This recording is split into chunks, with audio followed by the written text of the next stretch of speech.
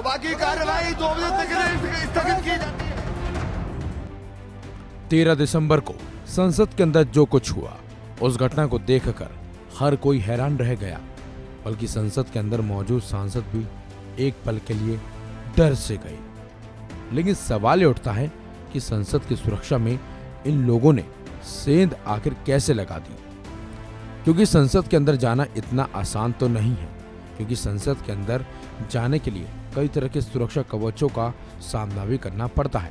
ऐसे में ये लोग न सिर्फ संसद के अंदर दाखिल हुए, बल्कि इतनी बड़ी घटना को भी इन लोगों ने आसानी से अंजाम दे डाला।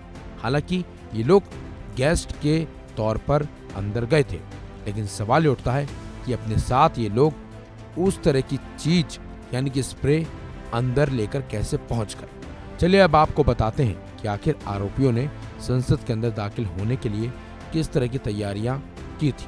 तो आपको बता दें, आरोपियों ने इस घटना को अंजाम देने के लिए लखनऊ से खास तरीके के जूते लिए थे। एक आरोपी ने लखनऊ में मोची से ऐसे 2 जूते तैयार करवाए जिसके तलवों में 2.5 इंच गहरी जगह छोड़ी गई थी। धुएं के केन इसी में छिपाए गए थे। पुलिस की माने तो सागर शर्मा ने इन केन को लखनऊ से ही खरीदा था।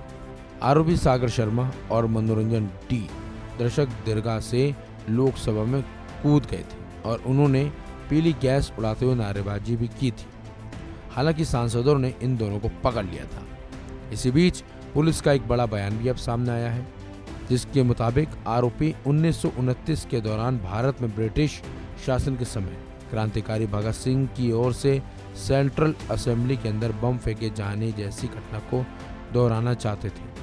आरोपियों के कब्जे से एक पर्चा बरामद किया गया है, जिसमें लिखा था प्रधानमंत्री लापता हैं और जो भी उन्हें ढूंढेगा उसे स्विस बैंक से पैसा मिलेगा। पुलिस ने कहा है कि आरोपियों ने संसद में पर्चे फेंकने की योजना भी बनाई थी। सूत्रों ने बताया है कि आरोपियों के पास से कुछ और पर्चे बरामद किए गए हैं, जिनमें युवाओं को सरकार के खिलाफ भड़काने वाले संदेश थे। एक सूत्र की माने तो ऐसे ही एक पर्चे पर लिखा था, देश के लिए जो नहीं खौला वो खून नहीं पानी है। वहीं संसद की सुरक्षा में सेंध लगाने की घटना के मुख्य आरोपी ललित झा को गुरुवार को पुलिस ने गिरफ्तार कर लिया है। वहीं पुलिस का कहना यह भी है कि ललित झा खुद ही पुलिस स्टेशन आया था। लेकिन जिस तरह से इन लोगों ने संसद की सुरक्षा में सेंध लगाई है और संसद में घुसने के लिए पूरी तैयारी पहले से ही कर ली थी, इससे अब सबक लेने की जरूरत है, क्योंकि संसद की सुरक्षा में इस तरह की सेंध लगना गंभीर बात है। फिलहाल पुलिस आरोपियों को रिमांड पर लेकर पूछताछ कर रही है और पता लगाने की कोशिश कर रही है कि इन लोगों के पीछे कोई और तो नहीं। फिलहाल इस खबर में बस इतना ही। अपडेट्स के लिए बने रहिए वन इंडिया हिंदी के साथ।